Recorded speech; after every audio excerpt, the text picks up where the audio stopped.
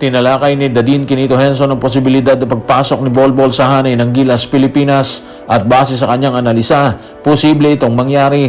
At si Coach Tim Cone, tinalakay din ang nasabing issue.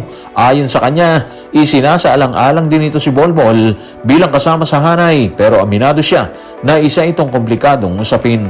Tutukan po natin ang lahat ng yan. Pero bago yan, pakisubscribe, like and share na lang muna para pareho tayong updated. Bunga ng malalaking numerong itinatala.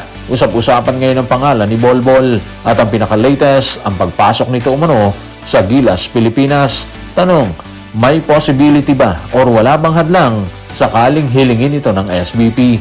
Narito ang report.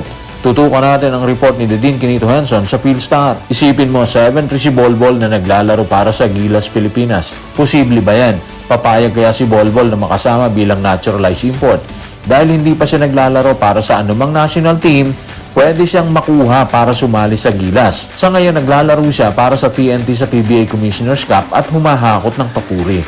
Dahilan para maging paborito siya ng mga Pilipinong fans. Sa conference na to kasi, nag-a-average si Bolbol ng 37.3 points at 16.3 rebounds. Malaking usapin tong kay Bolbol at hindi na rin nakakagulat yan kung bakit mga ka-playoffs. Sa pinapakita niya ngayon sa PBA, ramdam mo kagad na iba yung impact niya sa laro at sa crowd, di ba? Unang-una, totoo yung sinasabi ng fans.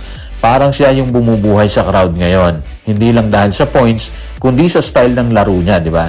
May tira sa labas, may dunk, may blocks, kumpleto sa highlight, kaya bawat galaw niya may reaction yung tao. Hindi lang siya basta-basta import, entertainment factor din siya ng liga sa kasalukuyan eh. Pati nga si Junmar Fajardo, ramdam yun, di ba? Yung sinasabi niya na natutuwa ang fans at napupuno yung arena.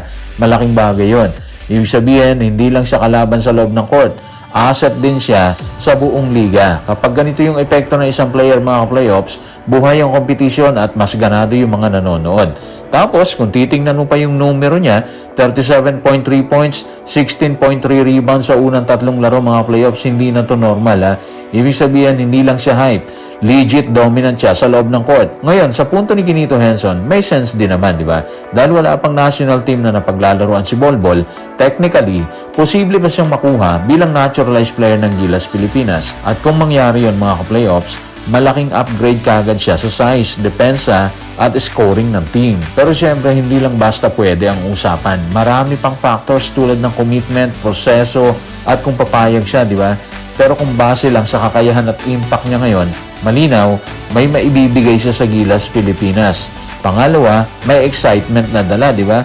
Pangatlo, may potential na baguhin ang dynamics ng team. Sa ngayon, mga playoffs, isang bagay na sigurado natin. Hindi lang siya usapan sa liga, pati sa national team, napapaisip na ang lahat kung paano siya pwedeng mag-fit. Ang issue tungkol kay Bolbol para sa Gilas Pilipinas ay hindi lingid sa kaalaman ni Coach Tim Cone. Kaya nang makapanayam ng media, hindi niya itinago na ikino-consider or i-consider nila ito. Subalit ayon sa kanya, kasama nito ang maraming usapin. Narito ang kanyang kwento. Tutukan natin si Coach Tim sa report ni Dadin Quinito Henson sa Philstar. Isasalang-alang namin si Bolbol, syempre, dahil malinaw na napaka-talented niyang player. Pero hindi ito simpleng oo o hindi na tanong. Maraming bagay ang kailangan sagutin tulad ng availability, commitment, fit sa team, fit sa sistema at iba pa, di ba? Ang i-consider namin si Bolbol bilang naturalized player ay isang komplikadong usapin na walang simpleng sagot. Malinaw yung point ni Coach Tim Cone mga playoffs. Hindi lang basta talent lang ang basihan para makapasok sa hanay ng Gilas Pilipinas. Kahit gaano kalakas si Bolbol, kung hindi siya swak sa sistema, magiging komplikado pa rin ang lahat ng yan. Yung sinasabi niyang fit sa system, doon talaga umiikot yung usapan eh. Kilala si Coach Tim Cone sa paggamit ng triangle offense, di ba? Isang sistema na hindi basta-basta pinapasok ng bagong player, lalo na kung hindi siya sanay doon. Kailangan dito may timing, disiplina at tamang decision making kahit wala kang bola. Hindi ito laro na iikot lang sa isang star. Kaya kahit gaano ka kagaling, kailangan mo pa rin mag-adjust para makasabay sa galaw ng team. Bukod pa doon mga playoffs, malaking factor din yung commitment. Hindi lang ito usapang isang torneo o ilang laro, di ba? Kailangan buo yung oras at dedication sa national team. Dito pumapasok yung sinabi ni Assistant Coach Jos Reyes na sa ngayon, committed si Bolbol sa South Sudan, lalo na sa target nilang Olympics. Parang kung ikaw si Bolbol mga playoffs, unahin mo syempre yung bansa mo, di ba? Yung South Sudan.